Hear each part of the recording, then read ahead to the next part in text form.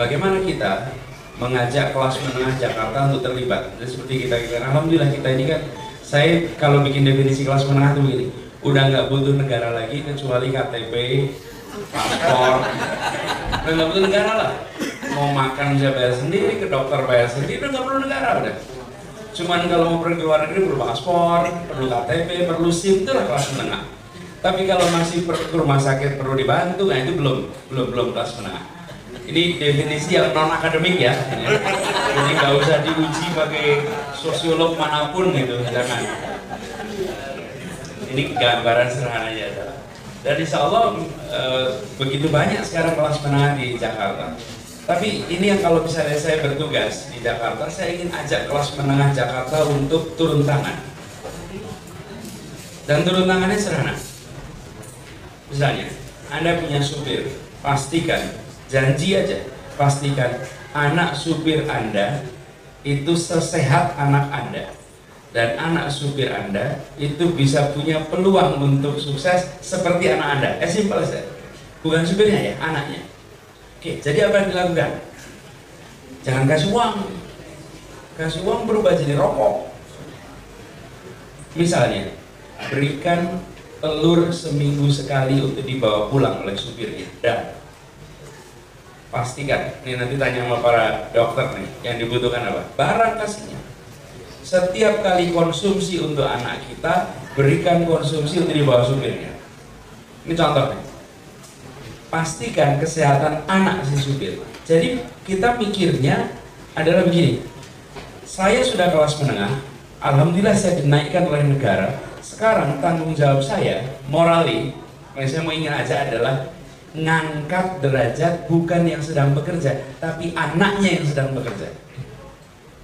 Dan itu caranya bantu urusannya. Ini nggak ada urusan dengan secara transaksi pekerjaan ya. Tapi ini panggilan moral. Kalau kelas menengah mau berbuat, nggak usah jauh-jauh. Take care of your driver children. Nah ini kalau bisa dikerjakan massal, ini akan dahsyat. Dari telur saja, makanan sehat untuk anak-anak orang yang bekerja dengan kita. Mas, ini saya pernah anjurkan ini, dan ini sekarang dipakai di kedutaan Jepang. Sama orang Jepang saya dikira ahli telur. Hanya karena saya menganjurkan pada Pak Dubes, kalau Anda mau berjasa pada itu, maka semua orang yang bekerja di sini, semua yang bekerja Anda bantu supply dengan asupan yang baik. Contoh, yang kedua, libatkan masyarakat di sekitar. Kelas menengah di Jakarta ini mau berbuat, cuman kadang-kadang sering tidak tahu apa yang harus kita lakukan. Mau, bukan nggak mau, tapi waktu do-nya seringkali kehilangan. Saya malah membayangkan yuk bikin gerakan jadi ketua RT itu keren. Anak muda profesional yang kerja mau yuk jadi ketua RT, kalau ada pilihan ketua RT datang yuk jadi ketua RT itu keren. Jadi ketua RT itu membanggakan, dan Anda bisa bilang I am a GM and I am ketua RT. Okay, it looks good. You are a responsible citizen in this city. Kenapa Anda harus ribet urusannya? Karena hari-harian. Apa susahnya ribet? Apa sih susahnya ambil anak muda, dia yang suruh piket tiap sore, Anda pulang malam, otoritasnya berikan dia yang nata rutin-rutin. Tanda tangan ini, tanda tangan itu, laporannya ada tiap minggu, selesai. Lalu di kantor biasa delegasi pekerjaan, kenapa mendadak jadi nggak bisa delegasi pekerjaan? Kan bisa aja itu dilakukan. Ini bukan saya katakan sekarang, Mas. Saya katakan itu 3 tahun yang lalu. Soal kenapa RT, hanya saya ini nggak diterusin karena terlibat urusan pemilu 2014. Jadi selesai. Tapi itu kemudian dikerjakan oleh seorang GM di Garuda yang sekarang dia jadi ketua RT. Ketika kita operate dan he try, ketika kampungnya apa dia, dan ternyata apa? Feels good. Ternyata bisa mengubah. Apa yang terjadi? Akumulasi pengalaman profesional dibawa ke rumah, membantu sekali membuat kampung itu jauh lebih dinamis. Pengalaman-pengalaman dinamika kelompok bikin kegiatan menarik, semuanya bisa muncul di kampung, di lingkungan ya, bukan di kampungnya, tapi di lingkungan. Itu contoh. Yang ketiga contoh kasus adalah bagaimana ini waktunya udah habis nih. Ini udah nanti keburu di ini. Udah 15 menit ya. Dikit lagi kalau gitu. Saya membayarkan Mas yang termasuk komponen gerakan ini. Contohnya, ini kalau saya bayangkan nih. Saya datang nih satu gedung di Sudirman. Ini kita gedung ya, kita kumpul, Pak Gubernur pengen ngomong semuanya, CEO perusahaan di situ. Yuk kita satu gedung ini urusin satu RW di Karet Tengsin situ. Oke, satu RW di Karet Tengsin, urusan kita. Apa? Kesehatan, pendidikan, penataan lingkungan, kerja di situ tuh. Obyeknya jelas tuh. Lihat dari lantai 20 ke bawah, that is your object. That's extreme poverty. Saya rasanya tahu kemiskinan sampai jalan kampanye di sini. Ketika jalan kampanye keliling mana-mana, I feel I don't know what poverty is. Sampai lihat extreme poverty di Jakarta. Extreme.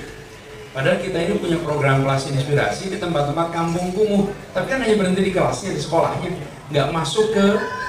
Ketika masuk rumah ekstrim. Bayangkan, satu gedung pegang satu itu. Di Jakarta ada 267 kelurahan. Yuk kita take care. Saya undang semua private sector. Urusin satu wilayah, satu kelurahan. Tapi dikerjainnya bareng-bareng. Ruangnya disiapkan oleh negara. Pemerintah yang menyiapkan. Tapi masing-masing punya pegangan. Apa yang terjadi? Inilah namanya maju bersama. Maju bersama-sama. Di mana negara menyiapkan, negara memberikan platformnya, tapi keterlibatannya justru pada seluruh komponen, terutama kelas menengah yang sudah mendapatkan manfaat dari pendidikan negara. Kalau Anda punya daerah garap, ini ya, ini contoh pengalaman aja. Kalau seorang profesional datang di belakang itu, satu jalan kaki 15-20 menit sampai di kampung, Anda akan ketemu dengan anak, Anda ketemu dengan cerita orang tua yang Anda sendiri akan merasa ini ladang untuk saya berbuat sesuatu. Yang keempat, contoh, kami ingin membuat jam belajar. Kalau tadi Anda usul jam mengaji, jam belajar jam 7 sampai jam 9 malam. Tapi kalau jam belajar aja itu sama seperti bikin ruang baca, then nothing. Itu kan cuma dikasih slot waktu. It won't work kalau cuma begitu. Yang saya bayangkan adalah saya ingin undang para profesional muda dan mahasiswa untuk jadi pembimbing anak-anak Jakarta belajar setiap malam di kampung-kampung di seluruh Jakarta. Dalam pulang kantor jangan langsung pulang, datang ke situ. Ruang belajarnya kita siapin, ruangannya. Tapi ruangan itu nggak membuat kegiatan, yang bikin kegiatan itu manusia berinteraksi. Karena itu panggil profesional muda yang udah menikah sih harus pada tanggung jawab tersendiri pulang. Yang belum bisa ke situ. Anda punya project bisa digilir. Saya Senin, siapa Selasa, siapa Rabu. Artinya apa? Bersama-sama itu bersama-sama beneran gitu. Jam belajarnya itu bukan jam belajar kosong, tapi ada hadir. Mas itu ngajarin matematika, ngajarin bahasa Indonesia, ngajarin belajar di kampung-kampung. Digilir. Seminggu sekali jadwal piketnya. Tapi dikerjakan oleh semua orang. Bisa kan dilakukan? Bisa. Bisa. Yang menjadi tantangan adalah selama ini kita selalu mikirnya ngerjain negara aja. Negara melakukan sesuatu, negara merekrut. Contohnya PPSU. That's the way we did it. Ini adalah sampah, kita cari orang banyak, lalu kita kerjakan. Kita bagian apa? Bayar pajak aja. Kami menonton, kalau baik dipuji, kalau jelek dikritik. Nanti pas saat pilkada dipilih atau enggak, gitu aja kan. Tapi kita nggak diundang berbuat, seperti Mas Raga bilang tadi, nggak diundang berbuat. Kalau saya malah justru bilang I'm calling you for duty. Saya akan panggil Anda untuk bekerja sama. Yuk repot-repot yuk ngurusin negeri ini. Yuk repot-repot yuk ngurusin kota ini. Kenapa? Repot-repot feels good. Kira-kira gitu.